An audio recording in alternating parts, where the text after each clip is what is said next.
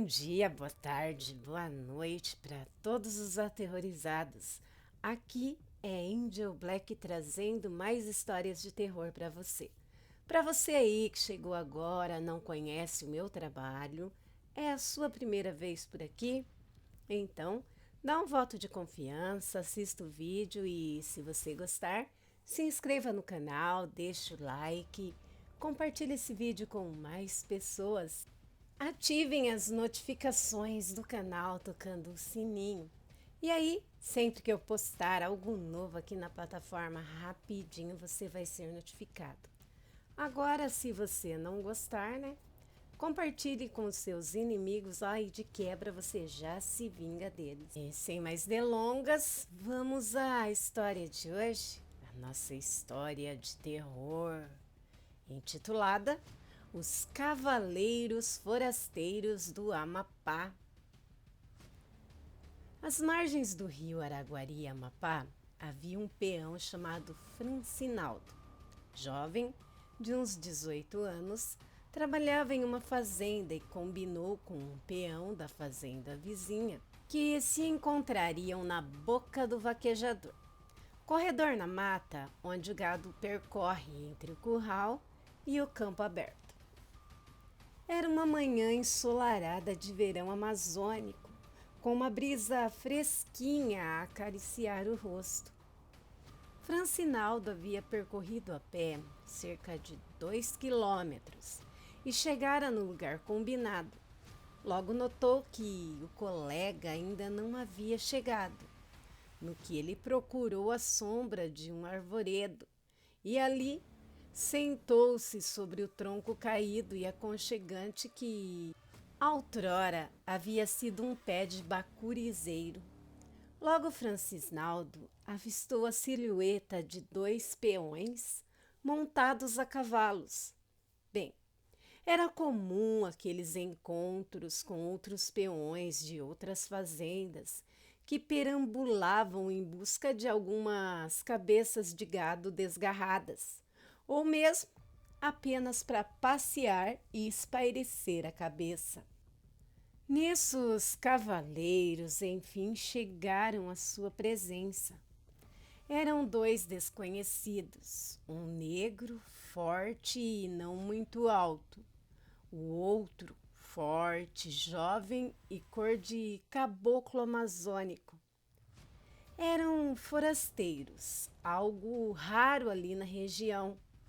Eles não apearam de seus cavalos. Um cavalo castanho e um outro rosilho. Não havia marca de ferro neles. Ficaram a cerca de 2 metros de Francinaldo, que tentava esconder o seu desconforto e um certo medo. Os 2 cavaleiros então o questionaram se ele estava sozinho. Neste momento, Francinaldo sentiu um arrepio no corpo e percebeu no olhar trocado entre seus interlocutores que podiam causar-lhe algum mal. Num salto, ele virou-se em disparada, correndo mata dentro, pois seria impossível ser seguido por eles em montaria na mata. Correu como um desesperado, tomando o rumo de sua casa. Os 2 forasteiros esboçaram uma perseguição, mas logo desistiram.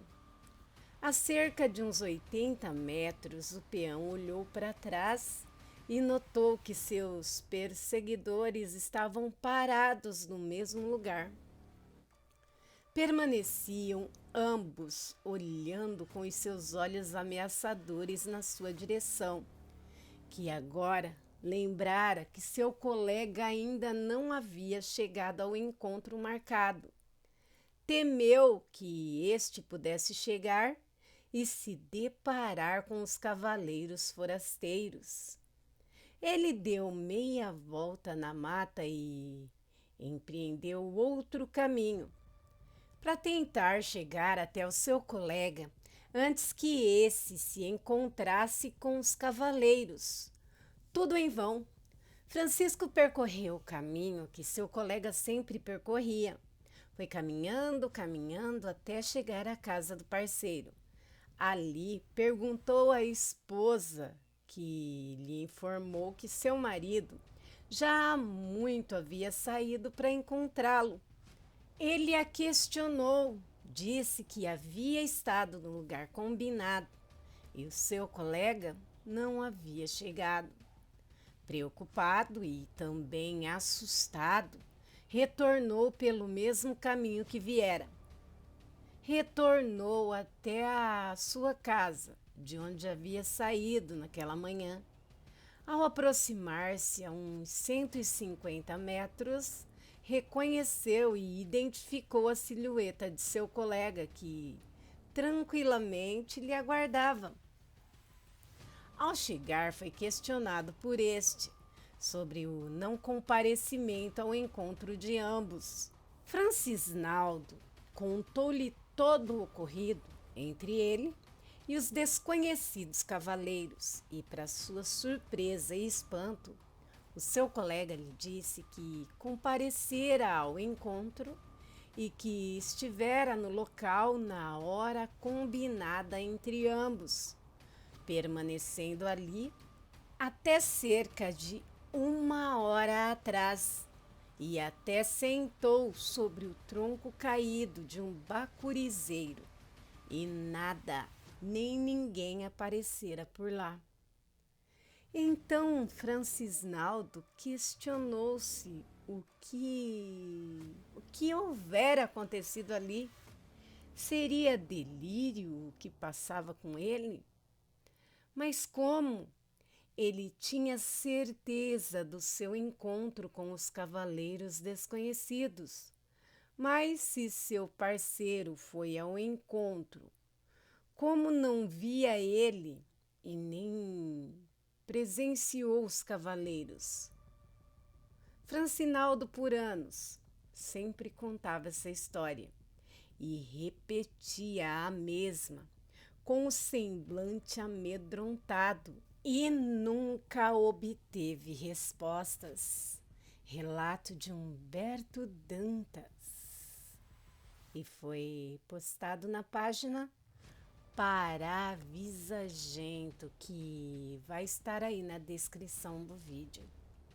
Gente, o que vocês acham que aconteceu ali? É de arrepiar, não é? Se alguém tem alguma resposta e possa explicar o acontecido, deixa aí nos comentários. Eu fiquei encucada. Os dois sentaram no tronco do bacurizeiro no mesmo tempo, na mesma hora, e um viu o outro. E ainda mais o Francisnaldo viu os cavaleiros olhando feio para ele. É de dar um nó no cérebro, né? Eita, vamos para a próxima de hoje? Estou com fome. Estou com fome. Uma frase tão comum como qualquer outra do cotidiano. Mas agora, para mim, é a frase mais assustadora que eu poderia ouvir em minha vida. Para que entendam como acabei com medo de tal frase, devo explicar algumas coisas, entre elas uma série de mortes misteriosas e brutais que estão ocorrendo em nossa pequena cidade. Tive alguns detalhes a mais das mortes em conversas rápidas com o meu irmão mais velho, que é um médico legista da cidade. Assim que as mortes começaram, ele comentou comigo como era estranho o que tinha sido encontrado por eles. Apesar de acharem que tinha sido um serial killer atacando na cidade, a forma como que os corpos estavam remetia a um ataque de animal. Gargantas mastigadas, sangue para todos os lados, além do abdômen, que na maioria das vezes tinha sido dilacerado, com a falta de alguns órgãos como coração, pulmões e fígado removidos brutalmente e consumidos. Marcas de mordidas de dentes enormes e pontiagudos foram encontrados nos corpos, porém não eram compatíveis com de nenhum animal selvagem que pudesse ser da região. Não demorou muito para que um toque de recolher fosse decretado pela polícia local, mais precisamente após a sexta vítima, uma jovem que tinha saído para ir em uma festa com os amigos. Uma festa da qual não retornou, pois foi achada morta no bosque da cidade. Como todo mundo sabe, adolescentes são rebeldes e não demorou para que começássemos a sair escondidos e marcarmos festas clandestinas, que, diga-se de passagem, certamente foi a decisão mais burra do mundo, pois as mortes não paravam. A cada 3, 4 dias, a notícia de uma nova vítima ou um novo desaparecido surgia no jornal local. Eu sempre tive um ciclo de amizade mais fechado. Apesar de ir às festas clandestinas, sempre andava na companhia dos meus 5 melhores amigos, Sofia, Ryan, James, Henry e Marcel. Um grupo pequeno que eu conhecia desde a infância. Mas uma sexta pessoa surgiu e começou, aos poucos, fazer parte do nosso grupo. A tão cobiçada recém-chegada na cidade, Elizabeth, que os demais intimamente chamavam apenas de Eli. Uma garota do tipo desajustada, que está na moda atualmente, a falsa gótica. Pele pálida, altura mediana e cabelos pretos. Meus amigos se apaixonaram pela mesma desde a primeira festa em que a viram. Mas eu senti algo no olhar dela que me causou uma espécie de desconfiança. Seu olhar era malicioso. Eu podia sentir maldade vindo dela. Mas quando tentei argumentar com os meus amigos sobre a situação, fui surpreendido quando me repreenderam, dizendo que eu estava julgando a mesma sem a conhecer. Ela ficou mais próxima do nosso grupo, quando em uma das muitas festas clandestinas, fomos denunciados por alguém. Foi por pouco que eu e meu grupo não se encrencamos, igual a boa parte do pessoal. Eli nos ajudou, avisando sobre uma saída secreta por uma porta muito esquecida que dava em um beco ao lado do prédio.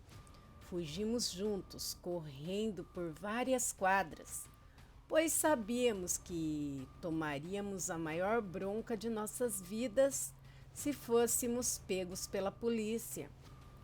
Como de praxe, nosso grupo e mais algumas poucas pessoas que escaparam pela passagem secreta, agradecemos muito a ela. Naquele momento, até concordei em meus pensamentos que estava julgando mal a garota. Na manhã do outro dia, encontrei o meu irmão preocupado durante o café da manhã. Apesar dos esforços da polícia em manter o toque de recolher, durante o corre-corre da noite anterior, 4 jovens tinham desaparecido. Mais tarde eu soube que um deles estava entre os que fugiram conosco pelos becos. No decorrer dos dias, descobri na escola que Eli tinha ficado bastante íntima de Sofia, o que fazia agora ela andar com o nosso grupo. O que para os outros tinha sido uma vitória e tanto. Porém, apesar de agradecido pela ajuda, ainda não conseguia me aproximar da mesma igual a eles. Algo nela me causava certa estranheza. Certa vez, até a mesma fez piada, dizendo que eu era a única pessoa com quem ela não conseguia fazer amizade na cidade. Mesmo que eu, em público, negasse que sentia desconforto em estar perto dela durante as conversas do nosso grupo. Meu irmão, certa vez, quando informado sobre isso, em uma conversa com o Marcel, que frequentava bastante a minha casa, chegou a cogitar que eu estava apaixonado por ela e por isso ficava tentando afastar a mesma. Rimos bastante e, por algum tempo, até me perguntei se seria isso mesmo o motivo de eu não querer ficar próximo a ela. Ela começou a ir conosco em algumas festas, ficando cada vez mais próxima de todos do grupo, o que me fez parar um pouco de andar com o pessoal, que me repreenderam por parar de sair para festas junto com eles. Eu, obviamente, usei a questão do meu irmão e meus pais estarem de olho em mim, dificultando minhas fugas durante a noite, o que em partes não era mentira, mas foi em uma manhã chuvosa que senti pela primeira vez o real peso do terror que pairava sobre nossa cidade. Fazia umas 2 festas que eu não saía com o pessoal, então, devido ao tédio, dormia bastante.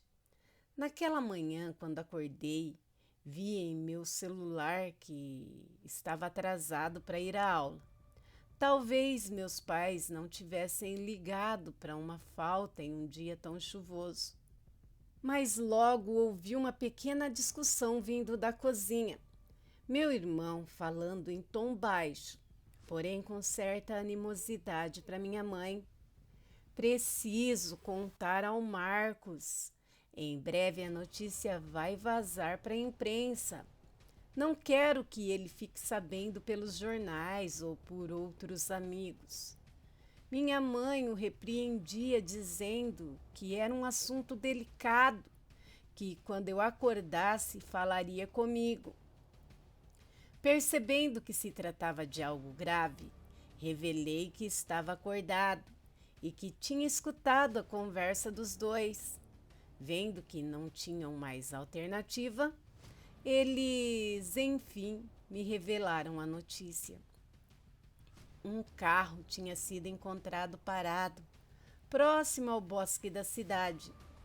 Ao averiguarem o mesmo, os policiais encontraram uma nova vítima da onda de mortes que estava ocorrendo na cidade. Porém, pela primeira vez, a vítima era alguém próximo a mim. O carro era do pai do Ryan e ele era quem estava morto dentro do veículo. Segundo o irmão dele, o mesmo tinha pegado o carro escondido para sair com uma garota, porém não tinha voltado, nem respondido às ligações e mensagens, até encontrarem o que restou dele dentro do carro pela manhã. Senti raiva, medo e ódio, tudo ao mesmo tempo. Não era a mesma coisa que apenas ouvir falar sobre ataques. Alguém próximo a mim tinha sido morto. A realidade da gravidade dos acontecimentos anteriores pela primeira vez tinha me atingido, me tocado, de como éramos idiotas e inconsequentes, totalmente alheios ao perigo. Após a morte dele, o grupo ficou meio rachado. Acho que culpávamos uns aos outros por não podermos fazer nada. Principalmente, culpávamos a nós mesmos.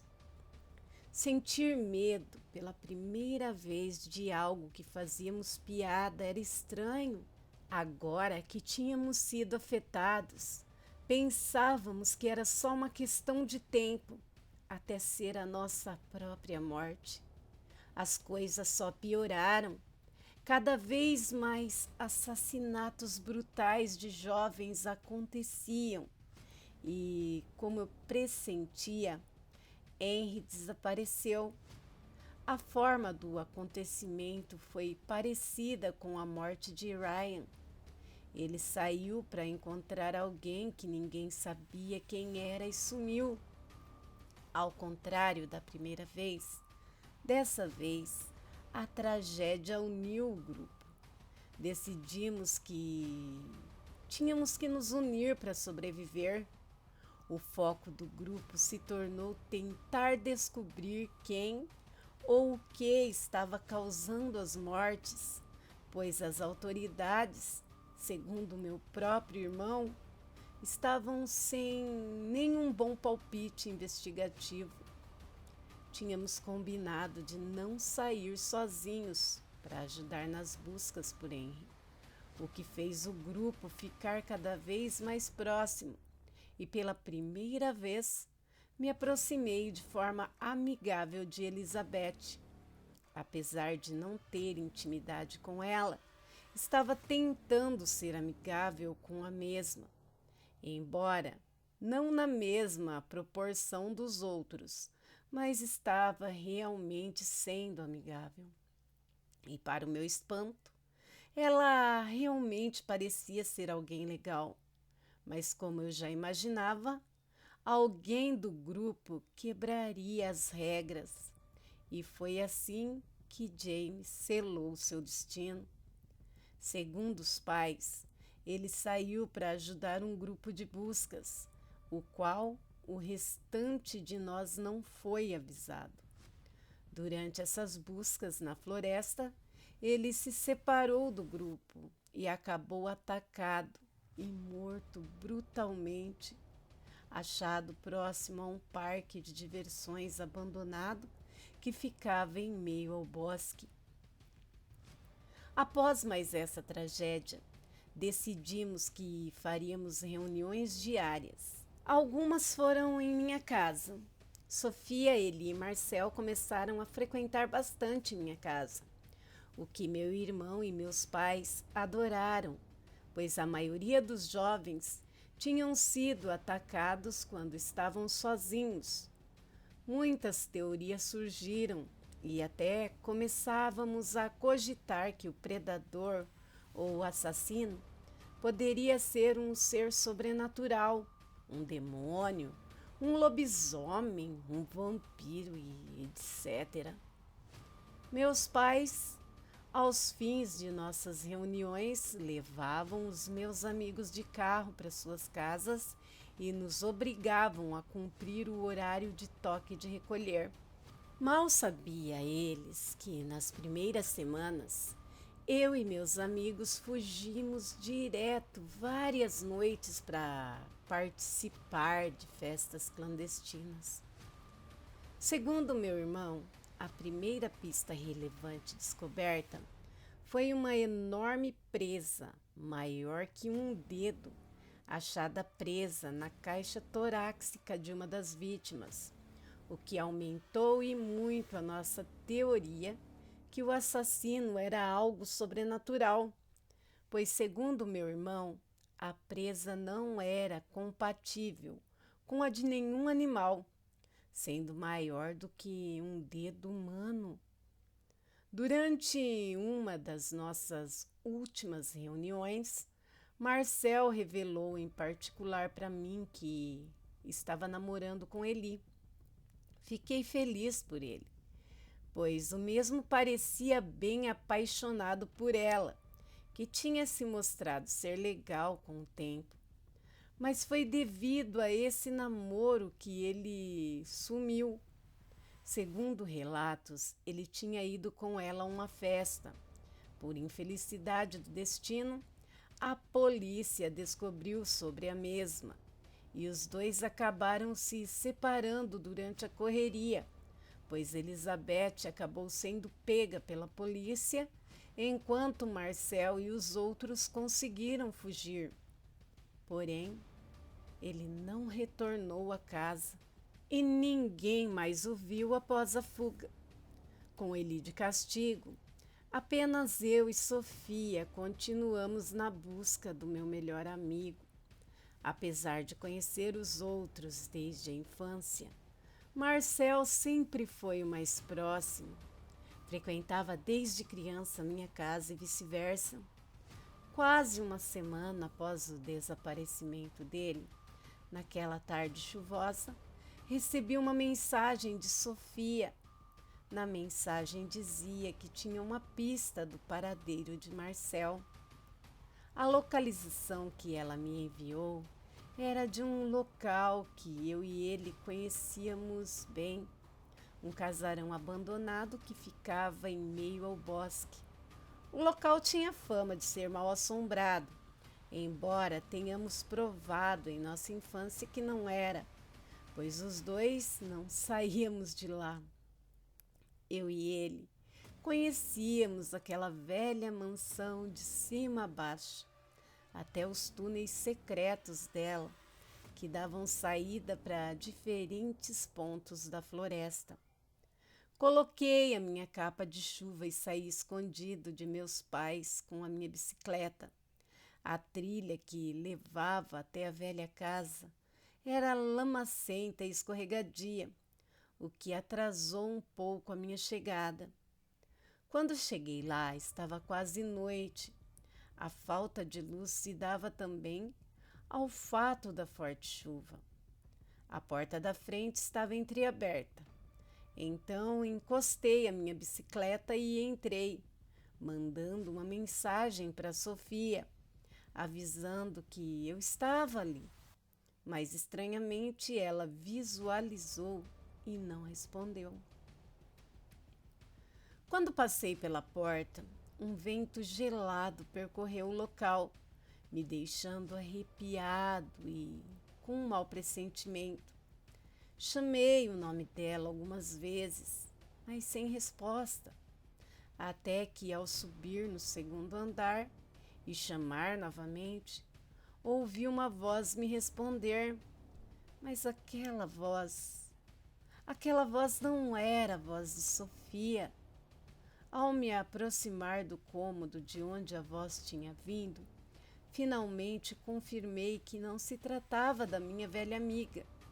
Quem estava no cômodo era Elizabeth. Apesar de achar estranho ela estar ali, quando a questionei, ela afirmou que também tinha recebido uma mensagem de Sofia com a localização, dizendo ter pistas do paradeiro de Marcel. Começamos a conversar sobre os acontecimentos da cidade, enquanto a chuva caía lá fora. Até que a tonalidade da voz dela começou a mudar e a forma de falar comigo também. Sabe, Marcos, de todos na cidade, o único que não consegui conquistar a confiança foi você.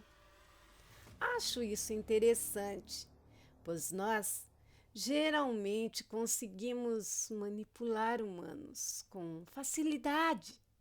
É uma espécie de transe causado por nossa presença sobrenatural. Isso é interessante, mas é bem irritante para mim, disse ela com um sorriso malicioso que me fez ficar desconfortável. Tentei levar na brincadeira com um sorriso sem graça. Pedi que ela parasse de brincadeiras, pois aquilo não tinha graça e não era momento e nem lugar. Comecei a me mover um pouco para longe dela, alegando que estava entediado, preocupado e incomodado por estar sozinho com ela. Decidi ligar para o telefone de Sofia. Senti um choque em meu corpo e um zunido em meus ouvidos, quando ao ligar para Sofia, ouvi o toque inconfundível de seu celular tomar conta do ambiente. O som vinha do casaco de Eli, que começou a rir de maneira assustadora, descontrolada e em um tom maligno antes de começar a falar. Sabe, Marcos, você e seus amigos são legais e interessantes. Adoraria estudar, mas você aprender porque a sua mente repele minhas manipulações. Até tentei evitar chegar a isso, mas lamento por você e por seus amigos, pois estou com fome. Após ela dizer aquilo, em alto e bom som, percebi sua fisionomia mudar. Seus dentes começaram a crescer em um formato animalesco, lembrando mais presas de uma fera do que dentes humanos. Seu sorriso se alargou.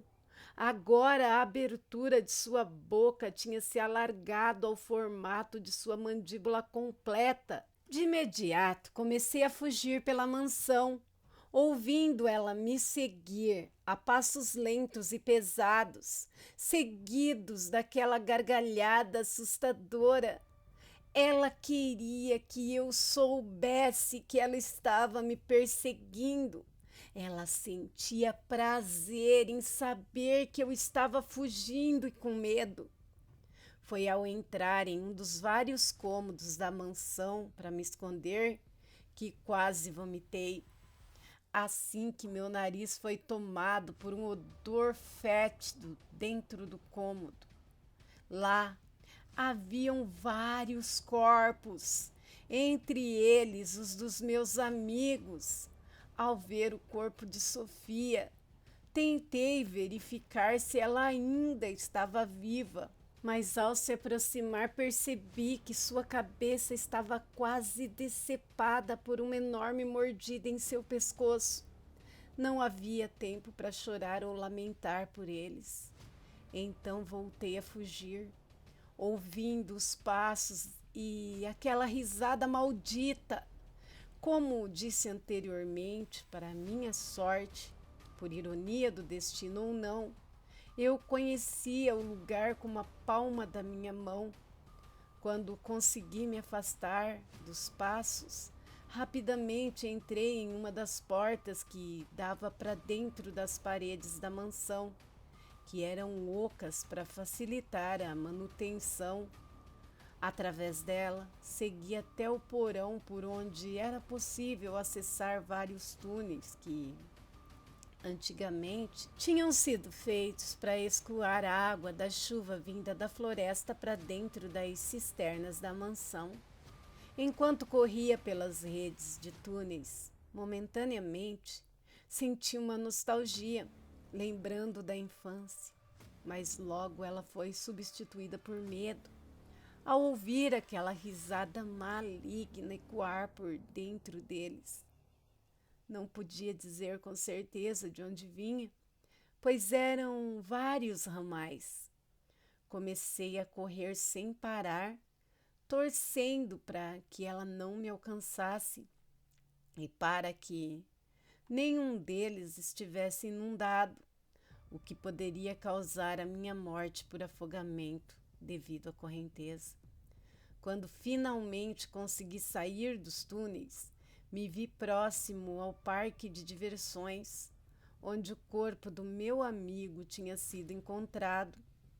Aí me dei conta que provavelmente aquela coisa, sendo um vampiro ou sei lá o que Elizabeth era, usava a mansão abandonada como um ninho, ou um covil, né? Provavelmente por ter descoberto os túneis, o que explicava a maioria das mortes ocorrerem próximas à floresta. Ela usava os túneis para se locomover de forma discreta e surpreender os desavisados. Ela não me alcançou naquele dia.